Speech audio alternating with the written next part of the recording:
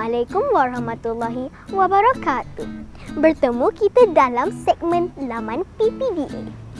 Saya Wan Nur Adelia Jannah binti Wan Muhammad Ali, pelajar tahun 4 di Sekolah Kebangsaan Sultan Sulaiman I, Kuala Terengganu. Sekarang ini saya berada di laman PPDA sekolah. Apakah itu PPDA? PPDA ialah Pendidikan Pencegahan Dadah. Setiap sekolah menyediakan sudut PPDA supaya sedari awal pelajar-pelajar sekolah didedahkan dengan bahaya dan keburukan dadah kepada kehidupan. Pendedahan dan info bahayanya penggunaan dadah ini dikongsikan di sudut PPDA. Mari kita lihat apa yang ada di sini.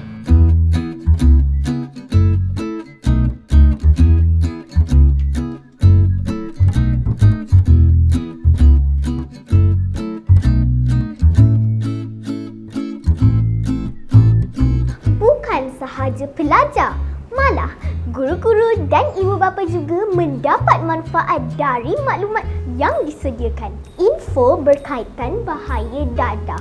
Kesan dan akibat dari penggunaan dadah sentiasa dikemaskini dari masa ke semasa.